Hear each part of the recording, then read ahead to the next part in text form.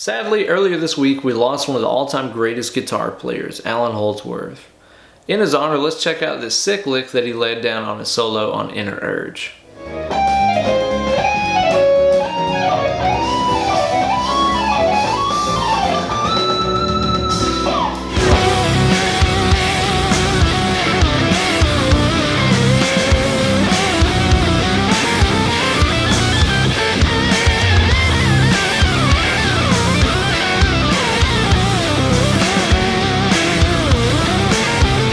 Hey everybody, and welcome to this week's episode of Weekend Wankshop here with your good buddy, Uncle Ben. As I'm sure many of you guys are already aware, on April 15th, 2017, we learned about the unfortunate passing of one of the all-time heavyweight champions of guitar, Allan Holdsworth. Over the course of his recording career, which lasted about 40 years, Allan proved himself to be one of the absolute most distinct, unique, and creative guitar players that history has ever seen. His tone, phrasing, legato technique, scale choices, chord voicings, all that stuff has been copied so many times by a countless amount of other jazz fusion guitar players. And he's also extended his influence way beyond that, even into the heavy metal world, influencing guys like Frederick from Meshuggah and Misha Mansour from Periphery, among a billion others. Of course, I'm super sad to hear about his passing, but at the same time, I'm happy that before he went, he left us a huge library of studio and live music to explore and try to get inside of his head and figure out what the hell he was thinking all that time. So to celebrate the life of such an incredible, unique player and hopefully introduce any of you guys who have never heard Allan's music before to his playing, this week we're going to explore one of his licks that he put down in his solo on Inner Urge from the None Too Soon record. This lick appears in the song at about 5 minutes and 14 seconds in, so be sure to give it a listen. But before we start digging into it, let's hear it again at stepdad speed.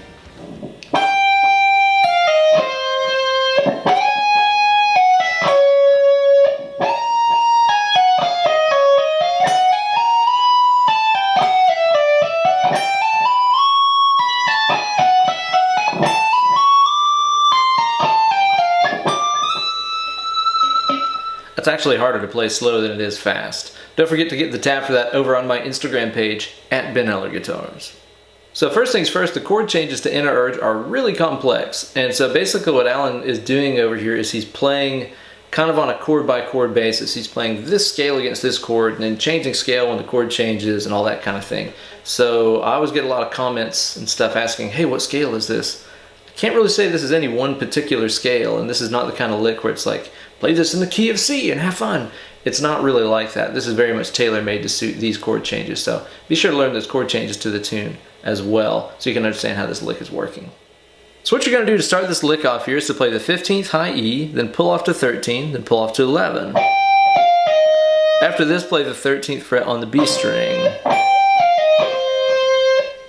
After this, what you're going to do is essentially play the same lick, just moved up a half step. He gets into it by kind of sliding into the 16th fret on the high E string, pulling off to 14, pulling off to 12, and then playing the 14th fret on the B string. So now you'll have, then you slide in. This next section is easy to play because it's essentially just a bunch of symmetrical patterns. Starting off on the 18th fret here on the high E string. What we're going to do is we're going to play 18, then pull off to 16, then pull off to 14. Just like that. Next on the B string, play the same fret numbers. We're going to play the 18, pulling off to 16, pulling off to 14, and then ascend back through those. Hammer on to 16, hammer on to 18. So now you have... After this, ascend back up the high E string. So that was 14, hammering on 16, hammering on 18. So essentially all you've really done is basically kind of play up and down this sort of symmetrical whole steppy pattern on those two strings. After that last note that you play, slide up a fret and play the same lick. Now again, it's the same fingering and stuff like this and the same spacing of the notes, but fret wise it'll turn out being 19, 17, and 15 on both of these strings. So essentially all that we did is play the lick starting on one set of frets and then slid into the next position like this.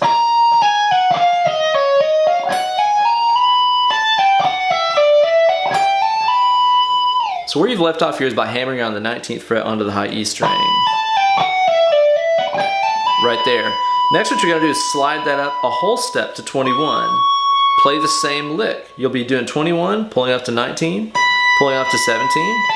Go to the B string now, 21, pull off to 19, pull off to 17, hammer back on 19, hammer 21, play the E17, play the E on 19, and hammer on the E on 21.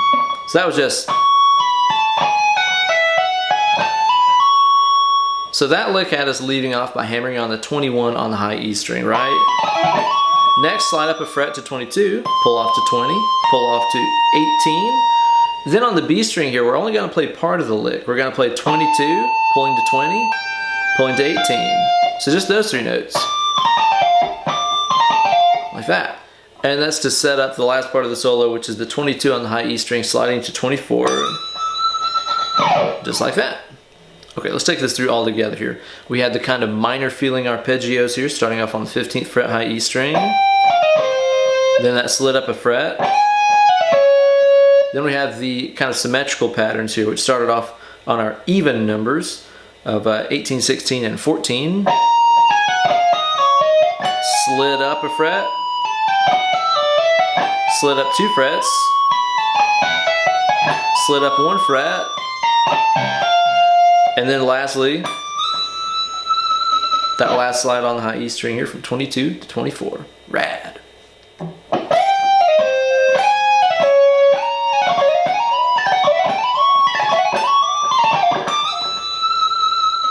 It's worth me pointing out here too that Holdsworth's legato is the stuff of legends. He's got a really unique legato sound.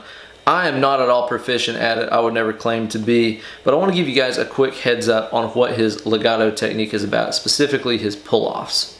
So let me just point out one thing about the way that rock players do legato versus the way that Holdsworth and then all of his imitators do legato stuff. Whenever rock guys play pull-offs, like let's take that very first lick, right? Whenever rock guys like myself play those kinds of licks, we tend to sort of plant all 3 notes down like this, right? I'm on the 11, the 13, and the 15, and then just kind of rip them away, right? Just kind of plucking the strings as I go with my fingers like that.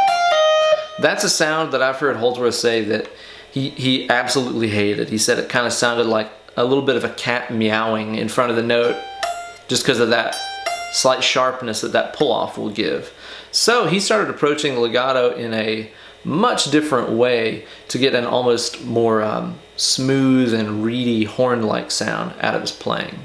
I think of Holdsworth's pull-offs as being more like reverse hammer-ons. So in other words, instead of having all 3 fingers kind of planted down and then ripping them away, he's never really got more than 1 finger at a time touching the string. It's kind of like this finger holds down this note, and then the nanosecond that it comes off, this finger hammers its note down. And then as this finger lets its pressure off, this finger pushes down immediately. So again, it's not really like this. It's more like this, hammering this on, hammering this on. That's obviously very exaggerated just so you can see it better, but it gives you a much smoother sound than typical rock legato does.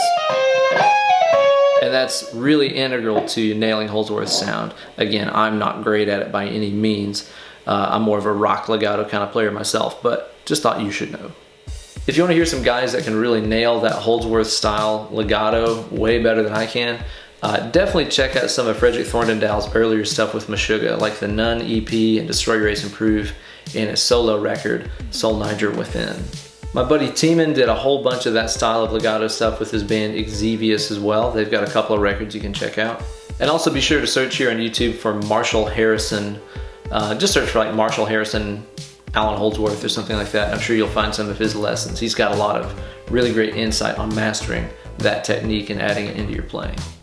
Thank you guys so much for watching this week's episode, and a huge thank you goes out to Allan Holdsworth for being one of the most profoundly innovative and bold and recognizable and creative forces that the guitar has ever seen. If you want to check out some of Allan's playing at its finest, I definitely recommend getting the Secrets album, as well as Metal Fatigue is really good. Some of my favorite playing that Allan ever did is with some of his earlier bands like UK and Soft Machine, which are both more like really fusiony, proggy kind of bands, especially UK. I was just listening to some of that stuff earlier today. It's really, really, really cool stuff, so definitely check out some of that as well. If you guys would like to follow me on Instagram and Twitter, you can do that by finding me at Ben Eller Guitars. Also, do me a favor and go like my new Facebook fan page over on facebook.com/Uncle Ben Eller. Also, if you'd like to book some one-on-one Skype lessons with me, be sure to drop me a line, benellerguitars@gmail.com. Thanks again for watching. Stay tuned for another cool lick next week. Cheers.